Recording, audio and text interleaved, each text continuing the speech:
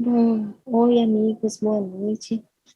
A gente está aqui mais uma vez para gravar uma das palestras da nossa casa, Fraternidade, que corresponderia à palestra de domingo, né? E como todo segundo domingo do mês, a gente está trabalhando, né, nas obras psicológicas da Joana de Ângeles. E hoje a gente está aqui para conversar sobre os capítulos 17 e 18 do livro Jesus e Atualidade, em que Joana vai tratar dos assuntos da insegurança e dos sofrimentos humanos. Então, para nós fazermos uma harmonização, eu gostaria de propor a leitura de uma pequena mensagem que ela traz no livro Psicologia da Gratidão, que é o último livro da sua série psicológica, em que ela coloca: os valores morais, as conquistas espirituais, respondem pela gratidão que resulta de todas as oportunidades de crescimento e de valorização da existência, enriquecendo o ser humano de generosidade, a filha dileta da sabedoria de viver. Então, ressaltando a importância de sermos gratos, né, como um elixir para o nosso crescimento, a nossa evolução, a ampliação, né, de todas as benesses que já temos conquistado, pelo reconhecimento, pela gratidão, por esse senso, né, de alegria que a gente cultiva dentro da gente, né? Então, seguida essa pequena leitura, eu gostaria de convidar todos a que fechemos os nossos olhos, que possamos unir os nossos corações em prece, elevando os nossos pensamentos ao Pai, a Jesus, nosso Mestre e amigo, aos Espíritos amigos, rogando que essa presença divina inunde o nosso ser, inunde os nossos lares, locais de convívio, alcançando todas as pessoas que nos são caras ao coração, alcançando a todas as pessoas da nossa comunidade, derramando esses bálsamos sobre todas as pessoas que se encontram em situações difíceis, aflitivas, fortalecendo, revigorando a cada um e a todos, inspirando as pessoas de bem a perseverarem ainda mais nas suas boas ações e quebrantando os corações endurecidos. Rogamos, Pai, que também nos inspire nesse diálogo e que ele possa semear luz nos corações e nas mentes de todos aqueles que desejam ampliar o seu aprendizado, ampliar o seu autoconhecimento, por meio das lições também de Joana. Abençoe, Senhor, a nossa casa fraterna e todas as casas fraternas que perseveram também nesse trabalho do bem. Que assim seja. Então, queridos, como de hábito, né, para a gente discutir um pouquinho sobre esses dois capítulos, os dois penúltimos capítulos da obra, eu gostaria de trazer aquelas perguntinhas que a gente sempre lança, né? E sobre as quais a gente vai tentar conversar um pouquinho, então, ao longo do nosso estudo. A primeira pergunta, então, seria assim, de que se constituem as nossas inseguranças pessoais, né? O que significam essas inseguranças no nosso dia a dia, né? Quais são os temas na nossa própria existência que nos geram sofrimentos e angústias? Como é que nós temos lidado com essas questões da insegurança e do sofrimento na nossa própria vida? E o que é que Jesus e Joana teriam a nos dizer a respeito disso? Vamos conversar um pouquinho sobre isso a partir de agora. E então, quando Joana começa esse capítulo, a gente sabe que nessa obra ela sempre faz, ela traz, né, situações do nosso cotidiano e dialoga isso com as lições do Cristo e também faz uma análise psicológica desses mesmos temas, né? Então aqui ela vai tentar conversar um pouquinho conosco sobre os fatores que nos conduzem a essas situações de insegurança, né? E aí ela vai nos lembrar, por exemplo, que nós estamos num processo evolutivo, né, como espíritos imortais, nós seguimos nessa jornada evolutiva e que isso não se dá sem o enfrentamento de adversidades, de lutas, de dificuldades, né? Ela nos lembra que nós estamos num planeta de provas e expiações e que justamente por esse estágio evolutivo no qual nós nos encontramos, né, nós estaremos vivenciando, né, essas vicissitudes relativas às provas que elegemos para a nossa experimentação nessa existência, para o nosso aprimoramento, lapidação, e também os ajustes que precisamos fazer diante dos nossos erros, das nossas faltas no passado, né? Ela vai lembrar que a nossa própria constituição física é algo gerador de insegurança, porque somos frágeis do ponto de vista do nosso organismo biológico, né, e suscetíveis a uma série de intercorrências do ponto de vista da saúde. Ela vai lembrar que o nosso ambiente também nos traz inseguranças, né, que nos traz, nos impõe certas vulnerabilidades, certas fragilidades.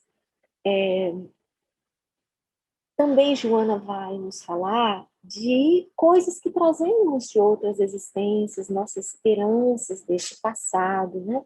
Reencarnacionista, evolucionário, e que podem estar reverberando em nós como sentimentos bons ou ruins, mas que nos trazem inquietação, que eventualmente nos trazem inseguranças, né? E que todos esses fatores, então, se reúnem provocando algumas desacomodações no nosso viver, mas que isso se dirige ao nosso crescimento, né? Para que possamos estar sempre em movimento evolucionário. Outro fator importante a ser considerado é onde estamos nessa caminhada de aprimoramento moral, intelectual, né? Porque a depender das nossas limitações morais, nós também estaremos a priorizar, né, o atendimento dos nossos instintos mais primitivistas, ou a lidar com a nossa realidade ainda de uma forma muito agressiva, muito imatura, né? E que todos essas condutas, né, mais primitivistas, mais imaturas nossas, elas são geradoras de desequilíbrios, de harmonia, de desarmonias, né, que vão desde o nosso estado mental, emocional, até mesmo a reverberações físicas, como enfermidades, né? E que esses desajustes, pela nossa pouca moralidade e ainda intelectualidade também, são geradoras de uma conduta mais agressiva, que é a geradora, por sua vez, de uma sociedade muito violenta, onde ainda imperam muitos crimes, né? E que, dessa forma, havendo esses elementos na sociedade, o Estado também, com as suas formas de controle, vai gerar, né, formas de repressão que também, de certa forma, são violentas. E que nós, então, estamos mergulhados num tipo de arena, né, de grandes lutas, de grandes vicissitudes, que são, naturalmente, geradoras de insegurança, né? Que por conta do nosso primitivismo, muitas vezes também nós estaremos ainda afeitos a vícios, né? Ao desregramento, da satisfação das nossas necessidades e desejos, então, podendo adotar vícios ou ter uma conduta até sexual, por exemplo, desregrada, né? Que todo esse contexto é, então, um gerador de insegurança e que a insegurança em nós, ela acaba gerando uma outra condição que é a desconfiança. Nós acabamos desconfiando uns dos outros, estamos sempre assim, de sobreaviso, né? Poderíamos dizer assim. E que isso é um ciclo vicioso ao qual precisamos interromper, né? E interromper como? Buscando uma conduta mais segura, de maior fortalecimento íntimo, né? Propondo aqui um diálogo das reflexões de Joana com a literatura espírita, eu quis trazer um texto de Emmanuel, no livro Rumo Certo, psicografado por Chico, né, em que ele vai refletir, como Joana, que a insegurança é um fator gerador de enfermidade, né? E o que é que ele nos recomenda? Ele nos recomenda que nós estejamos sempre a buscar oferecer o melhor de nós, para nós mesmos e para os nossos irmãos. E que, adotando essa postura de estarmos sempre buscando oferecer o melhor, nós também podemos esperar que o nosso entorno responda da mesma forma, porque conforme o que semeamos, também colhemos, né? Não que vamos agir, né, sendo as melhores pessoas que podemos ser, pensando no reconhecimento ou na retribuição dos outros, mas que naturalmente isso nos alcançará, na medida em que isso se torne um hábito, né, cultivado por nós, né? Mas ele, nessa mensagem, ele vai nos dizer que, de qualquer maneira, toda segurança verdadeira procede unicamente de Deus. Então, que para além de qualquer esforço pessoal que venhamos a empreender, o primeiro esforço é de estar em conexão com Deus, no cumprimento, né, das suas leis divinas, dentre elas a que a gente gostaria de destacar é a lei do amor, justiça e caridade, né? Então, Joana vai trazer nesse capítulo, como de hábito, um diálogo com a pessoa de Jesus, né? Então, que lições ele trazia na sua exemplificação, nas suas palavras, né? E ela vai nos lembrar de um momento em que Jesus, já próximo da crucificação, ele faz aquele sermão que ficou conhecido como sermão profético, em que ele vai fazer previsões para nós, previsões muito duras para o nosso futuro, justamente pelo reconhecimento, né, da dureza dos nossos corações, da nossa renitência nas falhas morais. Então, ele avaliou, né, que se seguíssemos, né, renitentes nessas condutas, nesses primarismos, nessa imaturidade, tardiamente nós estaríamos experimentando momentos muito delicados e muito desafiadores como esses que estamos vivendo agora, né? Com muitas iniquidades, com muita falsidade, com muitas adversidades, conflitos, inclusive bélicos, né? Doenças, né? Contudo, nessa passagem está que Jesus disse, né, que porque a iniquidade estaria se multiplicando, o amor de muitos esfriaria, porque haveria de fato uma perplexidade da nossa parte que nos desestimularia, né, que nos faria esfriar o amor, mas que todos aqueles, né, de nós que perseverássemos até o fim seríamos salvos. Isso está registrado lá em Mateus, capítulo 24, versículos 12 e 13. E aí Joana vai, então, refletir sobre a questão da salvação, dizendo que essa salvação seria o sinônimo de uma consciência tranquila, né? De um esforço de cada um de nós pelo autodescobrimento. Então, se a gente pudesse resumir toda a obra de Joana, nós diríamos que ela fala da importância do autoconhecimento, que este autoconhecimento é o que nos permite o conhecimento de todas as outras coisas e a conquista de todos os outros bens, né? Então, ela vai falar desta condição em que nós nos lançamos, né, a reconhecer o espírito imortal que somos, né, e dar primazia a ele em detrimento deste ego, desta personalidade encarnada, emoldurada pelas condições, pelas circunstâncias dessa existência, né, para que este ser imortal que somos conduza a nossa vida, as nossas escolhas nessa existência.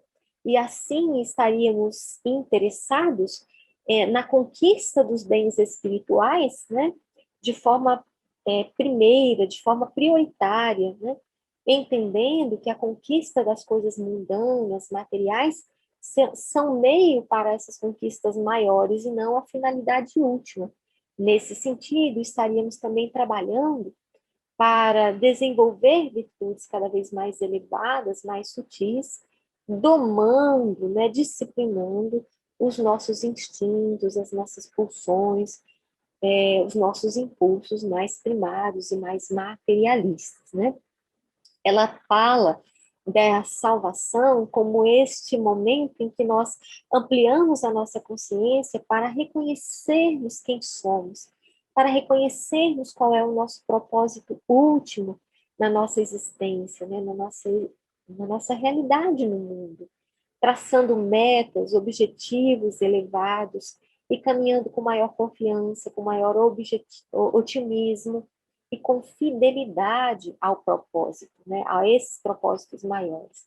E nós sabemos que fé é sinônimo de fidelidade a um propósito. Quando nós nos colocamos em movimento para a realização de algo no que cremos, né, e aquilo que desejamos com empenho, né? Então, Joana vai falar da salvação como esse momento em que nós nos responsabilizamos pela nossa existência e pelos rumos que daremos à nossa vida, né? Nos tornando cada vez mais confiantes, minimizando as inseguranças que porventura tínhamos ou temos, né?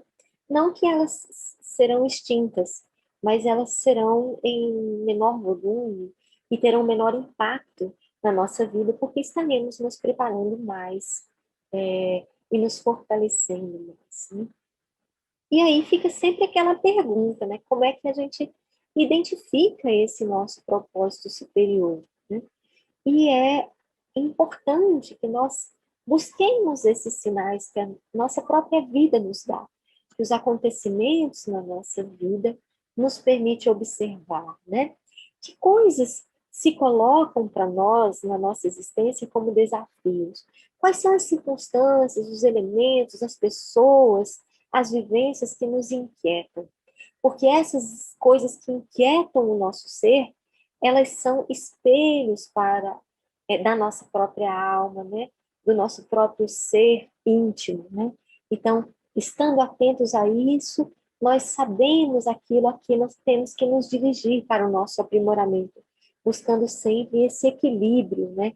Entre o que nos acontece externamente e a nossa intimidade, né? Sempre no sentido de crescermos e nos fortalecermos, né? Então, o que Joana vai nos dizer? Né? Que Jesus é exemplo de alguém que seguiu com firmeza e determinação o seu propósito, que era o de edificar o reino de Deus. Né? Que ele fez isso munido do quê? Munido da verdade, da determinação e da tranquilidade. Por isso mesmo, ele nos serve de inspiração. Né? Então, da importância de como Jesus, espelhados em Jesus, buscarmos seguir, né, em alinhamento com as leis divinas, no cumprimento do propósito, a despeito das dificuldades, dos obstáculos, das vicissitudes, porque ninguém mais do que ele os enfrentou, né, e ainda assim cumpriu fidedignamente aquilo que veio realizar junto de nós, né? Então, devemos fazer o nosso melhor, confiando nesse amigo, né, nesse amigo e mestre Jesus, no nosso Pai e na espiritualidade amiga que está, né, sempre a nos observar, a nos inspirar, a nos conduzir, né? E mais uma vez, assim, tentando trazer um diálogo com a literatura espírita, eu encontrei no livro Mais Luz, do Espírito de Batuíra, psicografado também por Chico, uma mensagem em que ele vai nos falar que, por amor a Deus e aos irmãos, todos nós habitamos um só corpo, que é essa obra divina da criação, né? E que, irmanados, dentro desse corpo único, né, e também em unidade com o Pai, nós devemos confiar em nós mesmos, uns nos outros e em Deus, né, para seguirmos essa jornada evolutiva, né? E aí, passando a refletir um pouquinho sobre o próximo capítulo, que seria Jesus e os sofrimentos, Joana vai iniciar nos dizendo, né, que existem duas condições para a superação do sofrimento, que é o firme querer e o firme crer, né? Então ela vai trabalhar um pouquinho esses dois conceitos, dizendo que a aliança entre o crer e o querer é o que possibilita o nosso equilíbrio psicofísico, né? Então, entre a nossa dimensão corporal e a nossa dimensão sutil, espiritual. E ela vai dizer que o querer, ele é colocar em movimento a nossa vontade. Em outros estudos, a gente já discutiu que a nossa vontade, ela é dirigida por três instâncias em nós, que é o instinto, né, que fala dos nossos impulsos mais primários, mais automáticos, né? Os nossos sentimentos e a nossa moralidade, e a nossa razão, a nossa intelectualidade, a nossa capacidade racional e lógica, né? Então, instinto, moralidade, razão conduzem a nossa vontade e nos faz com que nós nos lancemos a determinadas escolhas, a determinados desafios, né? A determinados movimentos na vida, né?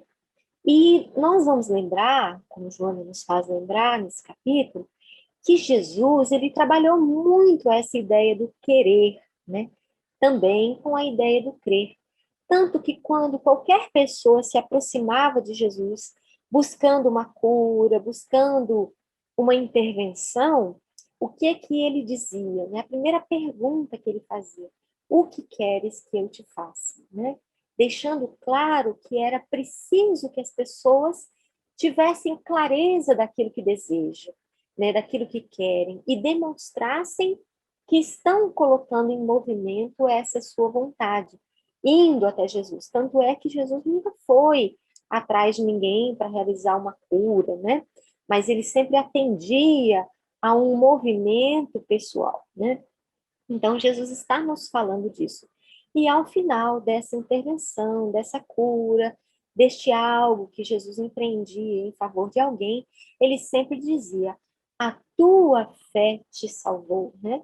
Então, nós sabemos que fé, como também está no Evangelho segundo o Espiritismo, ditado pelo Espírito Protetor, ele vai dizer que a fé ultrapassa, né, essa virtude mística, mas que é, sim, colocar em movimento uma força de atração, né?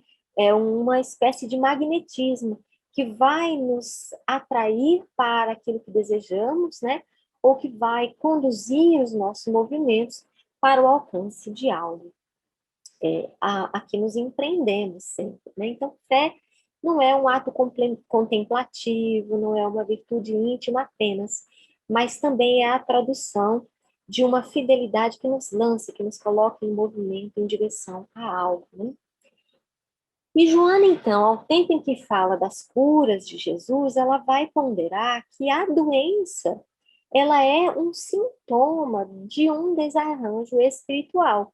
Vai nos lembrar algo que a doutrina espírita nos explica, né? Que aquilo que se apresenta no nosso corpo como um desajuste, um desequilíbrio, uma enfermidade, é tem origem em dimensões mais sutis do nosso ser, né? Então, nós vamos lembrar que o querer é um ato do pensamento, né?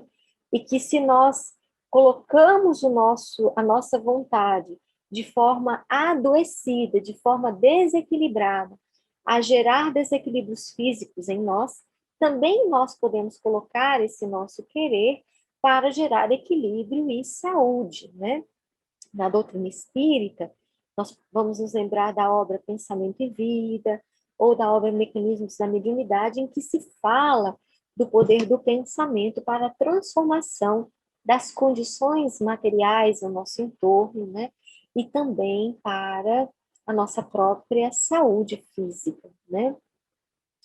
Bom, então Joana vai dizer que nós, quando queremos, conseguimos minimizar os nossos sofrimentos, né?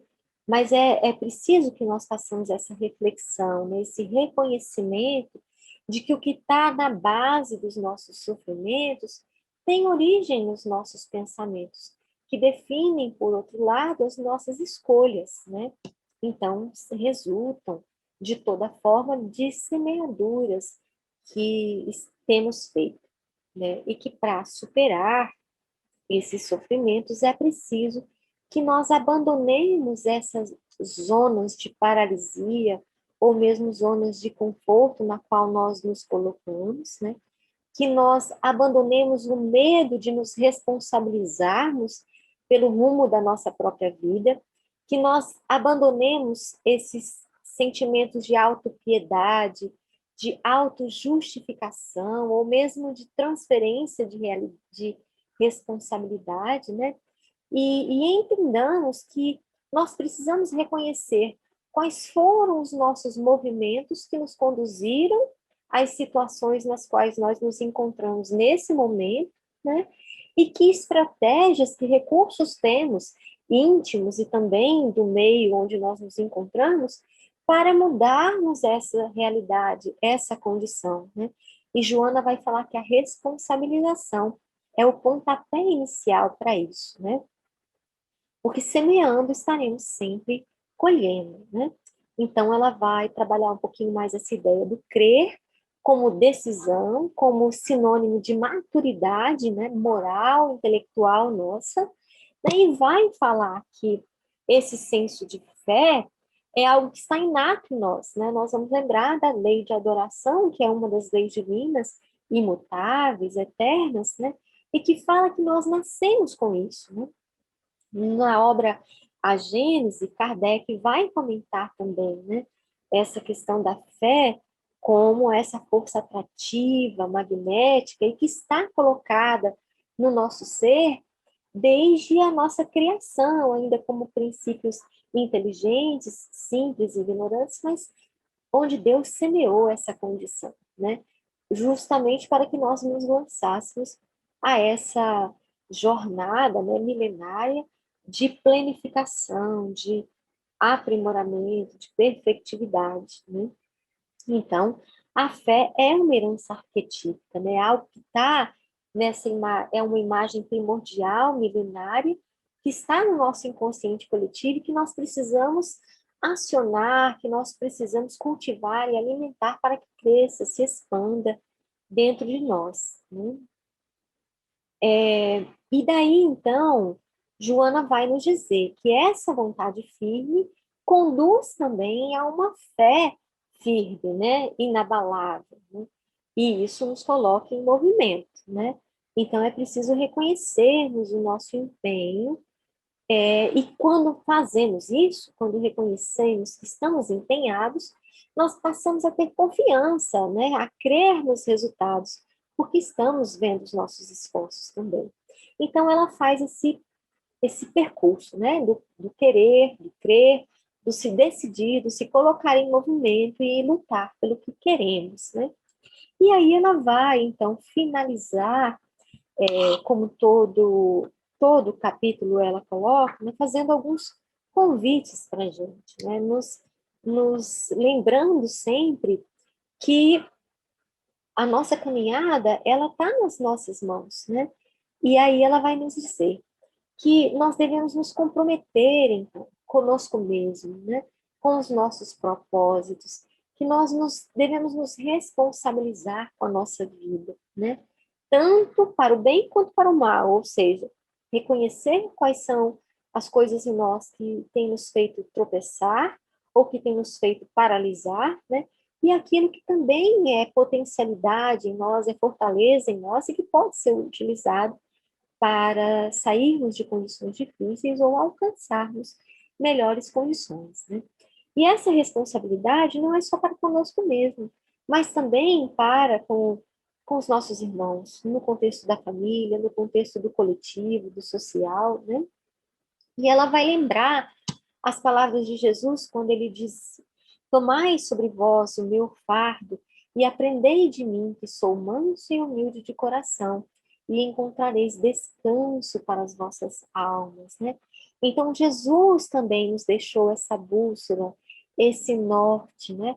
Nos dizendo da importância da mansidão, da importância da humildade, né? Da importância do alinhamento que precisamos ter com esse ser crístico que veio exemplificar, né, a possibilidade de fazermos esse caminho exitoso, né, de perfectividade.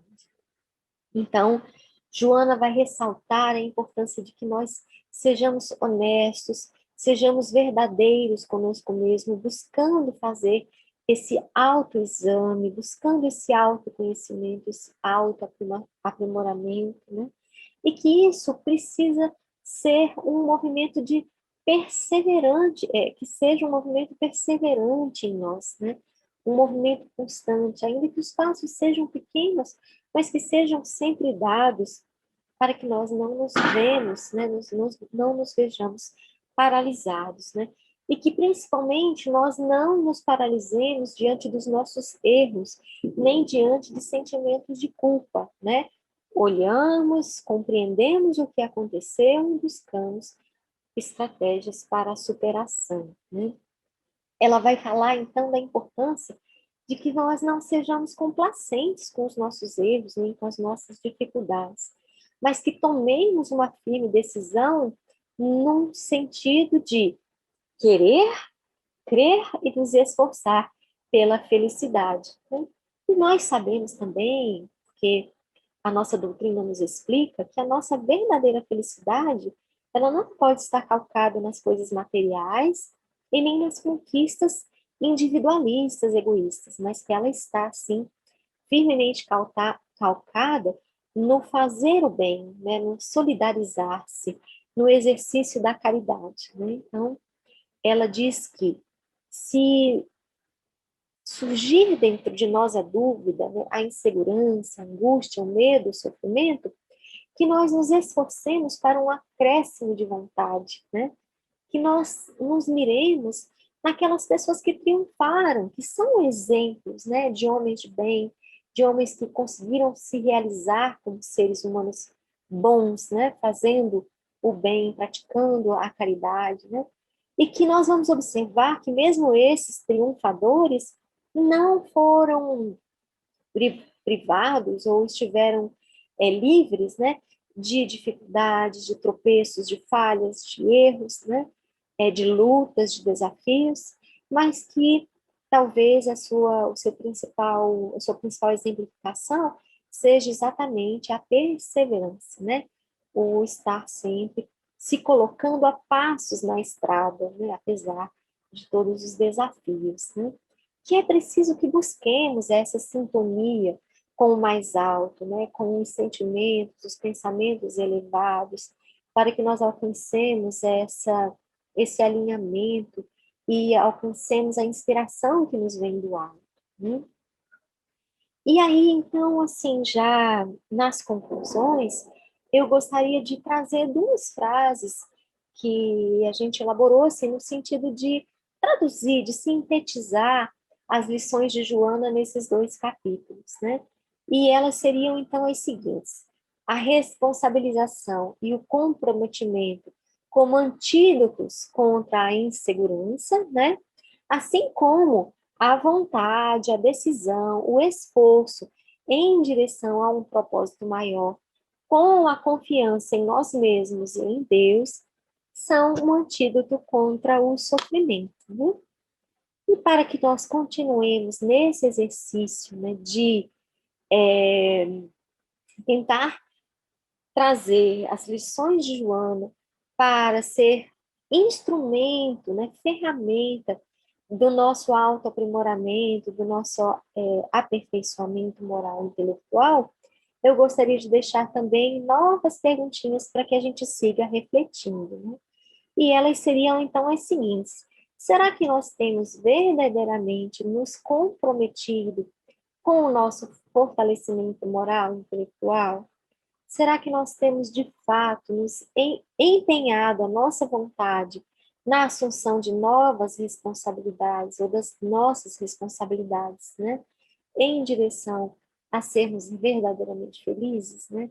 E felizes em fraternidade, em solidariedade, né? E assim, irmãos, a gente conclui o estudo dessa noite, né? Lembrando que no nosso próximo encontro, no segundo domingo de abril, a gente vai trabalhar os dois últimos capítulos da obra Jesus e Atualidade, né? Que são os temas Jesus e Ingratidão e Jesus e Inimigos, né? E assim, mais uma vez, eu gostaria de convidar a todos para que fechemos os nossos olhos, nos recolhamos mais uma vez em oração no íntimo deste templo que somos, né? Para irmanar os nossos corações uns com os outros, com a espiritualidade amiga, com Cristo, com o Pai, pedindo fortaleza íntima para que tenhamos esta coragem, esta firme vontade, este querer, né? E esta fé inabalável para nos lançarmos ao autoconhecimento, à busca de nós mesmos, à autossuperação, para que sejamos humildes, honestos, verdadeiros,